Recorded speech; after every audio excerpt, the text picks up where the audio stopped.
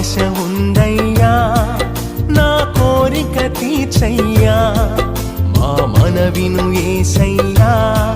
ప్రత్యుత్తరమిమ్మయ్యా ఒక ఆశ ఉందయ్యా నా కోరిక తీర్చయ్యా మా మనవిను యేసయ్యా ప్రత్యుత్తరమిమ్మయ్యా యవన కాలమందుని కాడి మోయగా బలమైన విల్లుగా నన్ను మార్చవా యవన కాలమందుని